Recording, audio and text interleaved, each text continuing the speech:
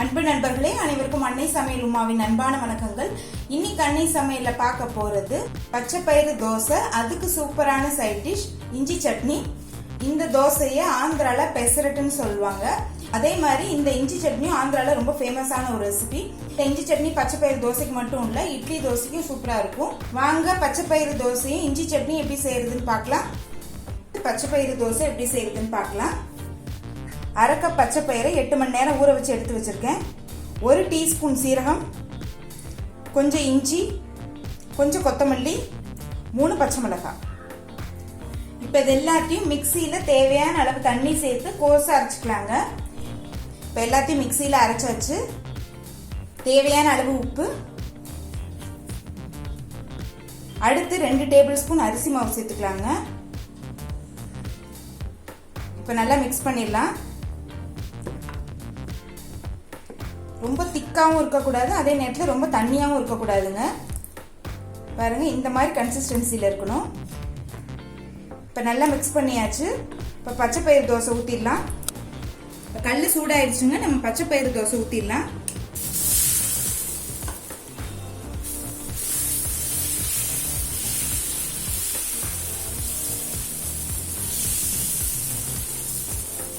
தேவையான அளவு எண்ணெய். இப்போ தோசை ஒரு சைடு வெந்துருச்சு, திருப்பி போட்டுக்கலாம். இப்போ பச்சை பயிறு தோசை ரெடி ஆயிடுச்சுங்க, சர்வ் பண்ணிடலாம். இப்போ கடாயில் தேவையான அளவு எண்ணெய். முதல்ல 1 டேபிள் ஸ்பூன் உளுந்தம்பருப்பு, 1 டேபிள் ஸ்பூன் கடலைப்பருப்பு, 1 டேபிள் ஸ்பூன் தனியா.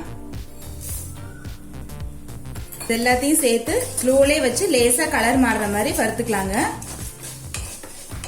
ஸ்லோலே தான் வச்சு வறுக்கணும். தனியா தீஞ்சு போச்சுன்னா டேஸ்ட் நல்லா இருக்காது. இப்ப எல்லாத்தையும் நல்லா வறுத்தாச்சுங்க. அடுத்து 8 காஞ்ச மிளகாய் சேர்த்துக்கலாம்.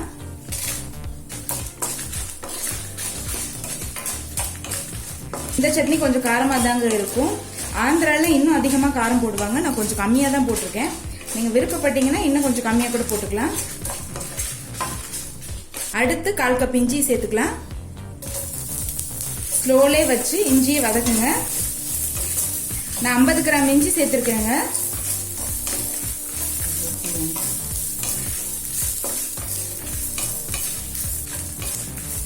இஞ்சியை பச்சை வாசனை போக நல்லா வதக்கிக்கணும். அதே நேரத்தில் ஸ்லோலே வச்சு வதக்குங்க. இப்ப இஞ்சியை நல்லா பச்சை வாசனை போக வதக்கியாச்சுங்க. பாத்தீங்கன்னாலும் தெரியும், கலர் நல்லா மாறி இருக்கு. இந்த அளவுக்கு வதக்கணும். ஒரு சின்ன நெல்லிக்காய் அளவு புளி எடுத்திருக்கேங்க. இந்த இஞ்சி சட்னிக்கு புளி கொஞ்சம் அதிகமா இருந்தா தான் நல்லா இருக்கும். தேவையான அளவு உப்பு. இது கூடவே கொஞ்சமா வெல்லம் சேர்த்துக்கலாங்க. வெல்லம் சேர்க்கறது ஆப்ஷனல் தான், விருப்பப்பட்டா சேர்த்துக்கலாம், இல்லைன்னா வேண்டாம். இதெல்லாம் ஆறின பிறகு மிக்சியில கொஞ்சமா தண்ணி சேர்த்து நைஸா அரைச்சுக்கலாம். இப்ப மிக்சியில எல்லாத்தையும் அரைச்சாச்சு. இப்ப நம்ம சட்னியை தாளிச்சிடலாம். இப்ப சட்னியை கடுகும் கருவேப்பிலையும் போட்டு தாளிச்சிடலாம். இப்ப இஞ்சி சட்னி ரெடி ஆயிடுச்சுங்க. நம்ம பச்சை பயிறு தோசை கூட சர்வ் பண்ணிடலாம். இப்ப சுவையான பச்சை பயிறு தோசை ரெடி ஆயிடுச்சு. அதுக்கு சூப்பரான சைட் டிஷ் இஞ்சி சட்னி ரெடி ஆயிடுச்சு. ரெசிபியை ட்ரை பண்ணி பாருங்க, கண்டிப்பா உங்களுக்கே பிடிக்கும். ரெசிபி பிடிச்சிருந்ததுன்னா வீடியோவை லைக் பண்ணுங்க, கமெண்ட் பண்ணுங்க, ஷேர் பண்ணுங்க. இது வரைக்கும் அன்னை சமையல் சேனலை சப்ஸ்கிரைப் பண்ணலன்னா சப்ஸ்கிரைப் பண்ணுங்க. தேங்க்யூ.